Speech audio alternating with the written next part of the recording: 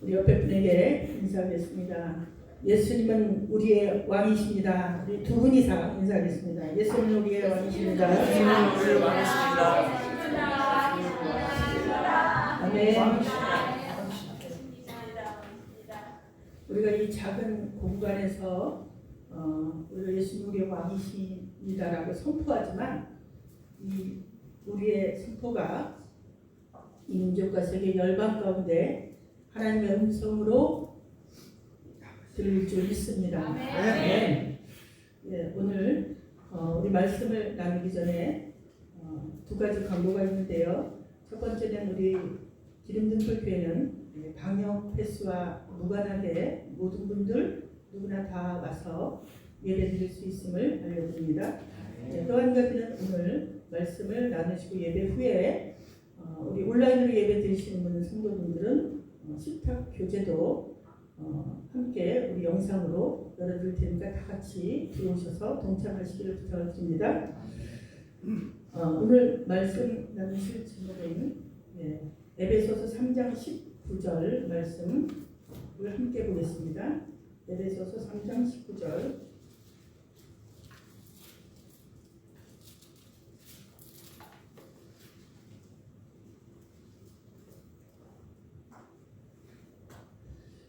예, 찾으신 줄 읽고 우리 한 목소리로 공독하겠습니다. 시작. 그 넓이와 길이와 높이와 깊이가 어떠함을 깨달아 하나님의 모든 충만하신 것으로 너희에게 충만하게 하시기를 구하노라. 아멘. 아멘.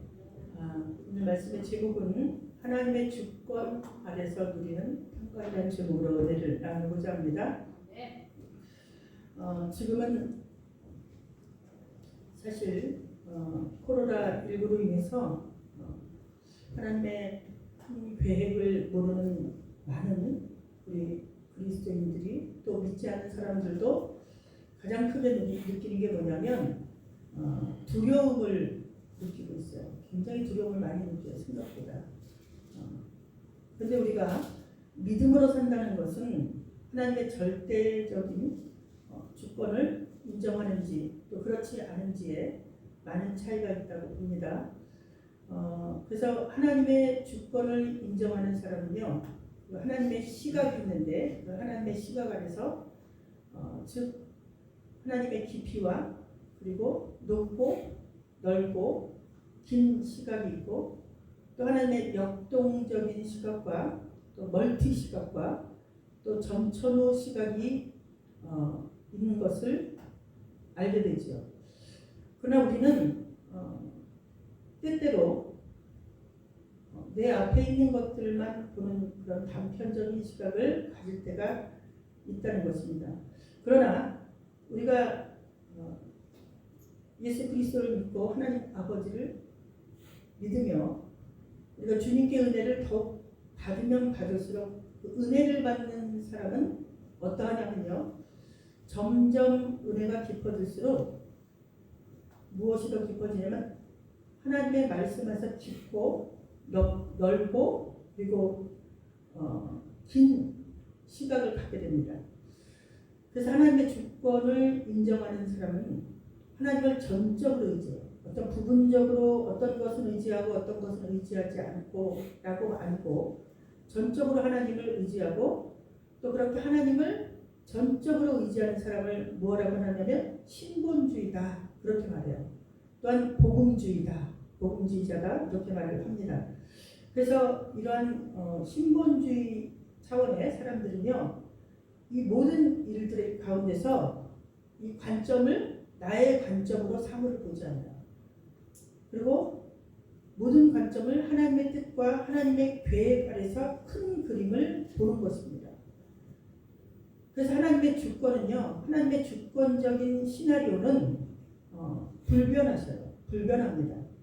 하나님은 불변하시는 하나님이시죠.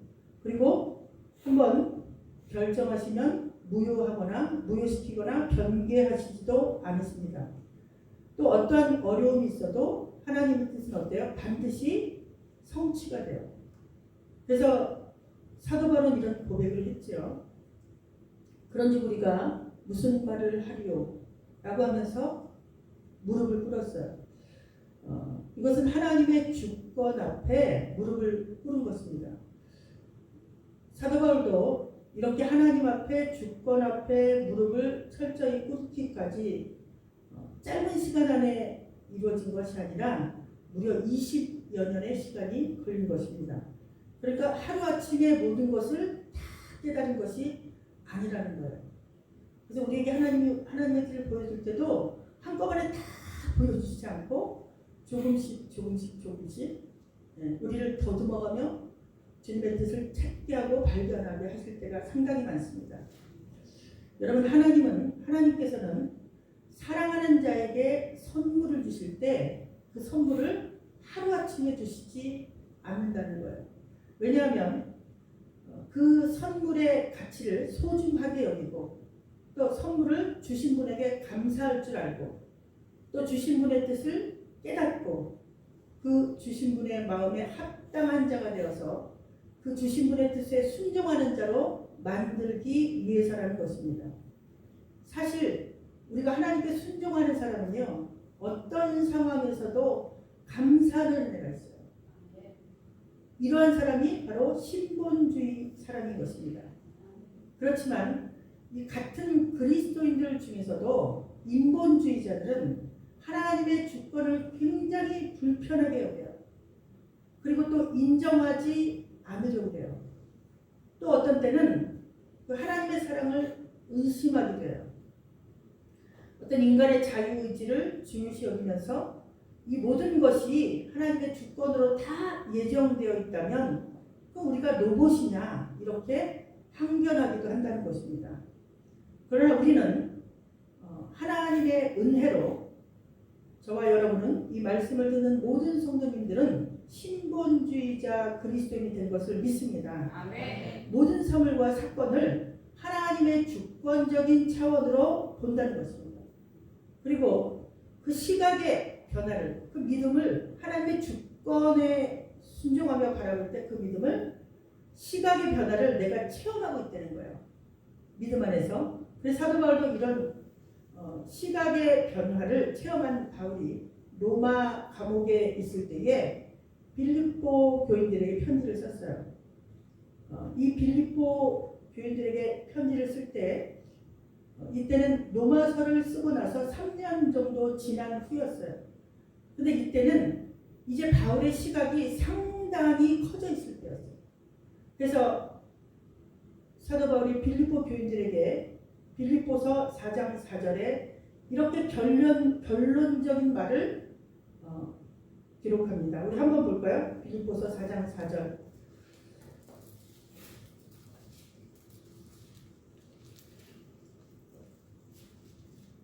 예, 함께 읽겠습니다. 시작. 주 안에서 항상 기뻐하라. 내가 다시 말하노니 기뻐하라. 예.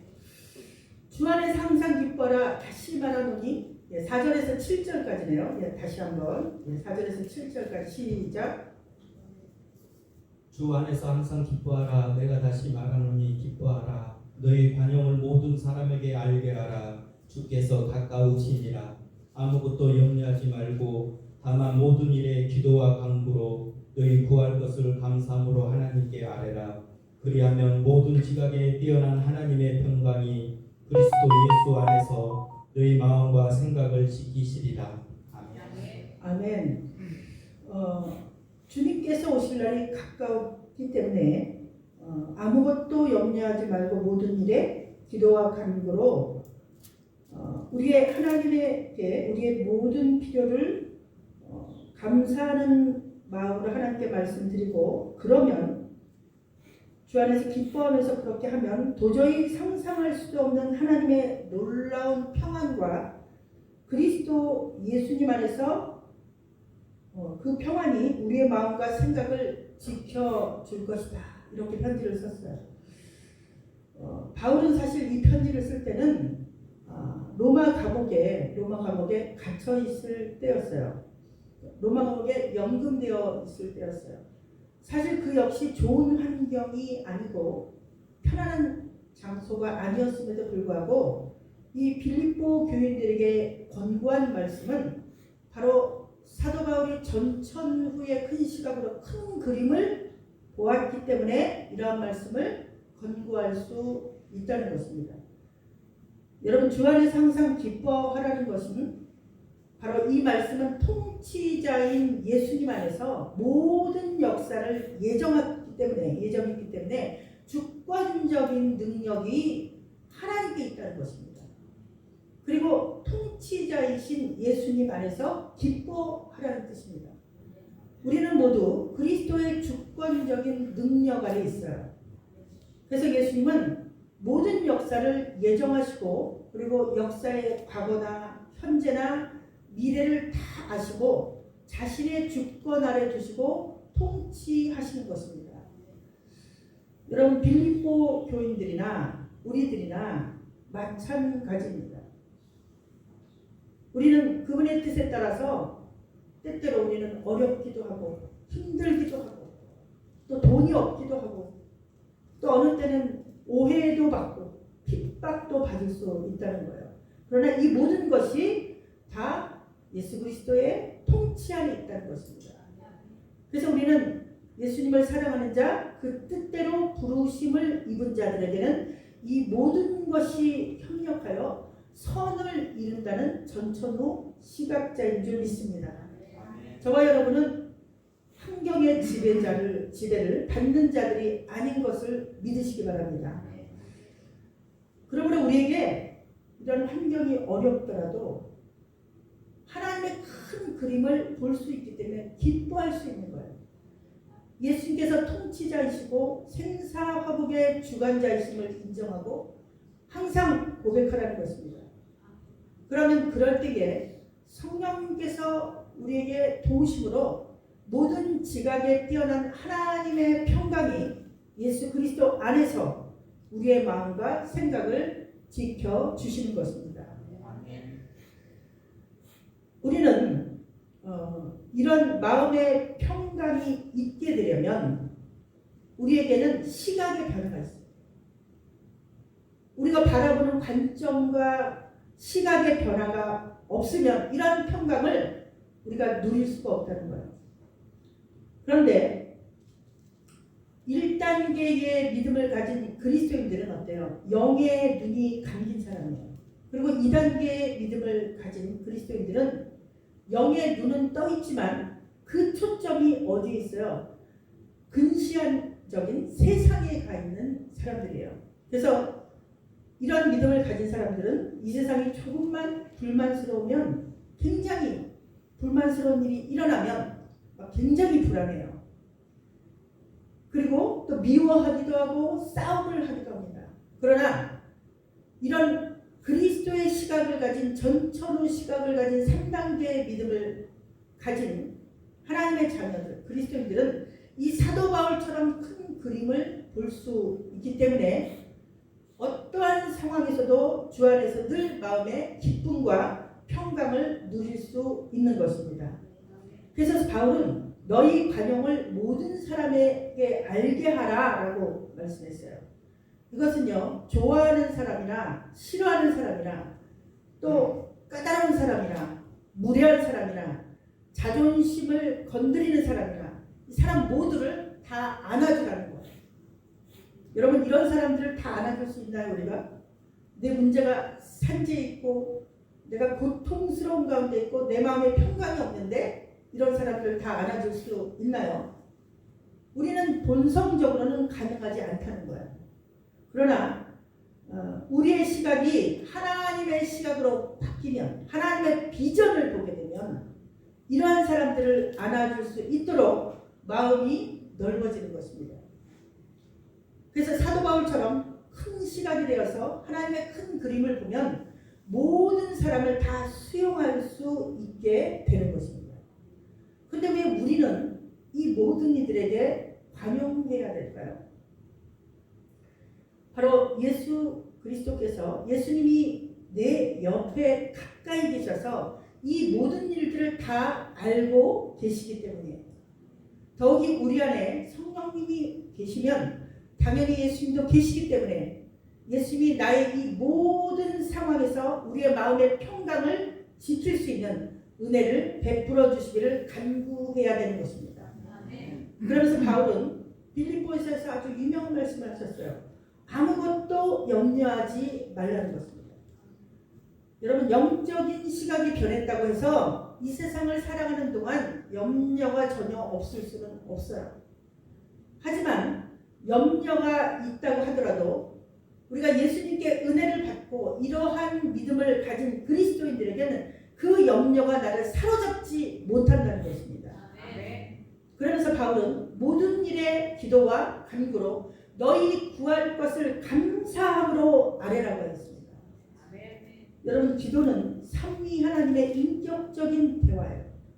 하늘 보좌에 계시는 성부 하나님과 만유를 통치하시는 예수님과 우리 속에 계신 성령님과 우리 옆에 계신 성령님과 대화하는 것입니다.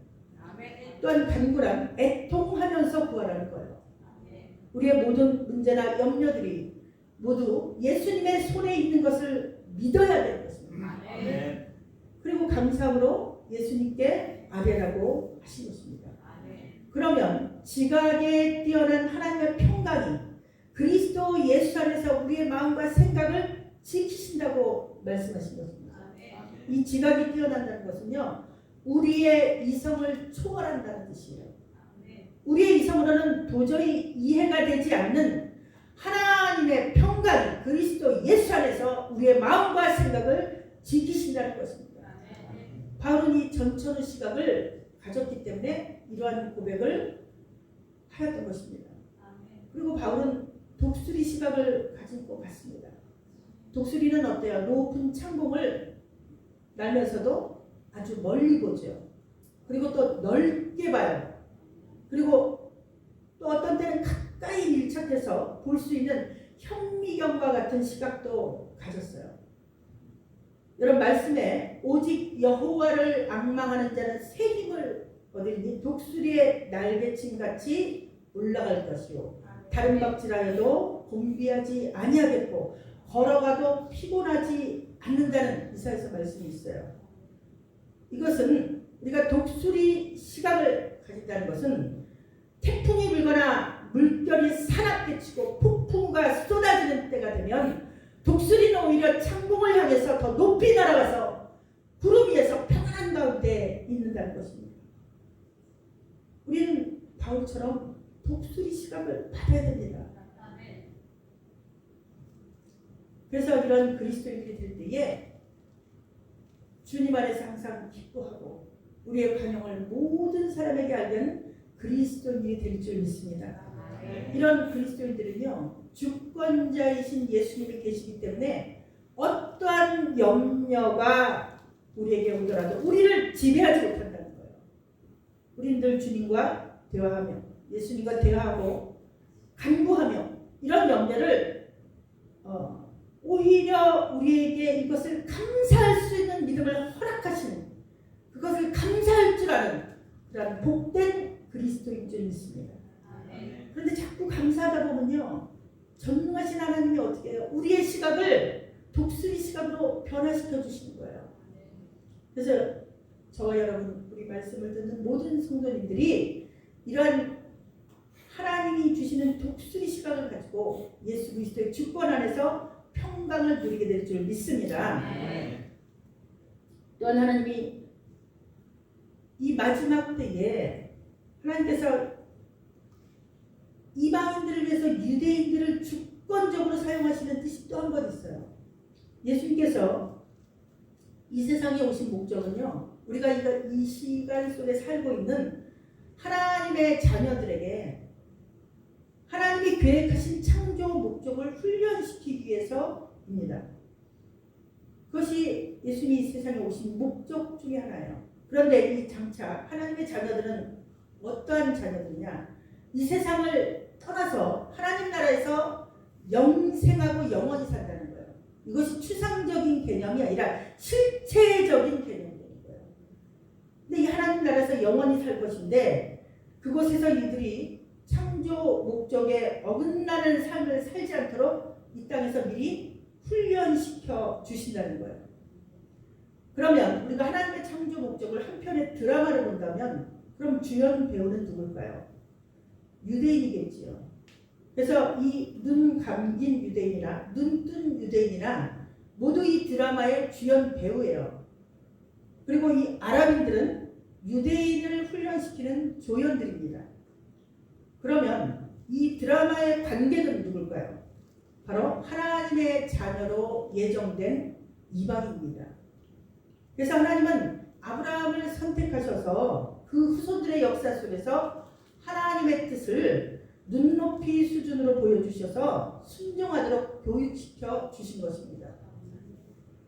유대인이 이 창조 목적에서 벗어나서 우상을 섬길 때는 아랍인을 사용해서 채찍질하도록 하셨고, 또 이 교육 목적을 위해서 예수 그리스도께서는 이 세상에 오셔서 십자가에서 대속의 죽음을 죽으실 것을 이미 창세전에 예정하여 주셨다는 것입니다. 그리고 때때로 선지자들을 선택해서 하나님의 뜻을 알도록 외치게 하여 주셨다는 거예요. 베드로전서 1장 19절에 이러한 말씀이 있어요. 오직 흠없고 점없는 어린 양 같은 그리스도의 보배로운 피로 된 것이라. 그는 창세전부터 미리 알린 바 되심이나 이 말세에 너희를 위하여 나타나신 바 되었으니라고 기록하신 거예요. 주님께서 이 창조 목적을 위해서 이 땅에 오시고, 그리고 이러한 하나님의 놀라운 계획 아래 유대인들이 창조 목적에 위배되는 행위를 할 때, 그 이방신을 섬길 때마다 이 주변의 아랍과 이방 나라들의 침략을 받게 하셔서 고난을 받게 하여 허락하신 것입니다. 그리고 또 회개하면 하나님께서 그들을 회복시키시고 주님이 이렇게 역사하신 거예요. 이렇게 이스라엘이 아수르와 바벨론, 페르시아 그리고 그리스, 로마 제국들에게 시달리면서 하나님이 그 창조의 목적을 배우는 그러한 이야기들이 성경 안에 있다는 것입니다. 이들의 역사는 우상을 섬기지 않고 오직 하나님만 섬기도록 훈련을 받는 이야기인 것입니다. 그런데 이들이 이러한 과정을 통해서 하나님의 창조 목적과 또 무엇을 보여줘? 하나님의 구원 계획을 보여준다는 거예요. 바울은 이것을 깨달았어요. 그래서 자기 민족이 하나님의 창조 목적을 훈련받는 모습을 보여주는 드라마의 배우로 선택되었다는 것을 알았다는 것입니다. 다시 말하면 하나님의 자녀로 예정된 이방인들이 창조 목적의 중요성을 깨닫도록 교육시키기 위해서 유대인을 선택하셨다는 것을 알았다는 거예요. 그렇게 유대인들은 하나님의 큰 계획과 큰 그림 속에서 99.8% 이방인들을 훈련시키는 일을 했기 때문에 나중에 이에 대한 상급이 있다고 믿습니다. 그래서 이 유대인들이 이 영적인 눈을 뜨는 때가 있을 때인데, 그때는 언제냐면 이방인의 숫자가 어느 정도 차면 유대인의 일부가 눈을 뜨게 된다는 것입니다. 이때 영적인 눈을 떠서 예수 그리스도를 볼 수 있게 된다는 것입니다. 이 모든 것이 바로 하나님의 주권적인 계획인 거예요. 그래서 사도 바울은 이것을 그리스도의 신비다 라고 표현을 했다는 거예요. 우리가 유대인을 복음화시킨다고 하더라도 우리가 유대인을 복음화시키는 것은 한계가 있어요. 또 우리의 노력만큼 많은 교회들이 유대인들을 복음화시키기 위해서 선교도 하지만 그 노력만큼 복음화는 빨리 이루어지지 않는다는 것입니다. 그럼 우리는 기도해야 되겠지요. 하나님의 뜻이 이루어지도록. 그래서 우리가 그들에게 열심히 복음을 전한다고 해서 그들의 눈이 뜨는 것은 아니라는 거예요. 실제 이방인이 유대인을 복음화시킬 수는 없습니다. 우리의 할 일은 뭐예요? 우리의 할 일은 이방인 복음화입니다. 근데 유대인을 변화시킨 것은 성경의 성서적인, 그리고 또 종교적인, 그리고 문화적인, 어떤 인종적인, 그런 제도적, 정치적인 그런 차원에서도 결단코 쉽지 않다는 거예요.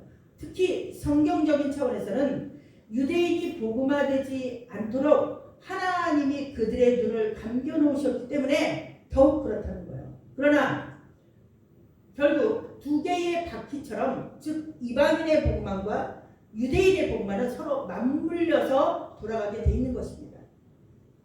지난 2000년 동안에 하나님의 주권 속에서 반유대주의 신학이 기독교를 독점했어요. 친유대주의와 반유대주의가 그러한 역사 속에서 하나님의 주권적인 계획 속에서 함께 돌아가게 되어 있다는 것입니다. 그러나 하나님의 주권적인 이 계획 안에서 유대인들은 하나님의 죽은 미랄이 되어야 되기 때문에 하나님은 하나님의 자녀들을 사용하셔서 그들을 핍박하게 하신 것입니다. 이것이 하나님의 계획이에요. 이제 그러다가 예정된 하나님의 이방 자녀들이 숫자가 차가고 있기 때문에 친유대주의 신학이 대두되었다는 것은 이제 점점 친유대주의 신학이 드러나고 있죠. 그것은 그만큼 예정된 이방인의 충만한 숫자가 차가고 있다는 것을 뜻하는 것이라는 거예요. 이렇게 유대인들은 이방인들을 부요하게 하기 위해서 많은 하나님의 계획 아래서 수고를 하게 하셨다는 것입니다. 하나님의 자녀로 예정된 이방인을 부요케 하기 위해서 하늘에 죽은 미랄이 되게 하여 계획하신 것이라는 거예요. 오늘 이 시대에 사는 우리 이방인들은 주님의 큰 은혜 가운데서 복음을 듣고 예수 그리스도를 구세주로 믿게 되는 은혜를 받았습니다. 이것이 바로 복음의 빚진 자인 것입니다. 거저받은 것이 아니에요, 여러분. 빚을 진 거예요. 복음의 빚을 진 거예요. 이 사람에게 빚을 져도 어때요? 그것을 갚지 않으면 마음이 늘 괴로워요. 근데 우리가 하나님 안에서 복음의 빚진 자로서 그저 감각도 없이 주님이 주시는 은혜를 누리기만 하고 그것을 빚진 자로 갚을 생각을 하지 않는다면 그것은 주님이 땅 끝까지 복음 증거의 사명을 다 감당하는 믿음의 자녀가 아닌 것입니다. 우리는 복음의 빚진 자로 사마리아 땅 끝까지 복음 증거의 사명을 다 감당하는 그런 믿음의 부요한 자로 주님의 재림을 기다리며 하나님의 자녀로 살아가는 놀라운 은혜가 오늘 말씀을 듣는 우리 기름등불교회 모든 성도들에게 또 영상으로 함께 예배에 참석하신 우리 모든 성도들에게 그것을 소망하며 살아가기를 주의 이름으로 축원하며 말씀을 맺겠습니다. 기도드립니다. 사랑이 많으신 거룩하신 하나님 우리 아버지, 오늘 하나님의 큰 그림 안에서 주권적인 뜻을 다시 한번 발견합니다. 주님 오시는 그날까지 우리에게 주신 큰 사명을 다 이룰 수 있도록 성령님 도와주옵소서. 주님 또한 이에 감사하여 우리 각자가 주님 앞에 믿음대로 예물을 드립니다. 우리 마음을 다해서 뜻을 다해서 정성을 다해서 드리는 각종 예물을 받으시고 주님 흠양하여 주옵소서. 또한 천국 소망을 두고 이 땅에 우리가 살게 하여 주옵시며 우리 심령이 팔복의 심령이 될 수 있도록 주님 은혜를 베풀어 주옵소서. 지금 어렵고 힘든 때에 마지막 때에 주님 우리 교회에게 부어주시는 놀라운 은혜와 물질로 인하여 주님 우리 교회가 가진 교회의 빛된 사명을 이루게 하여 주옵소서. 어둡고 캄캄한 시대에 빛을 발하는 교회가 되게 하여 주옵소서. 많은 교회들을 깨우는 교회가 되게 하여 주옵소서. 감사드리며 예수님의 이름으로 기도드리옵나이다. 아멘.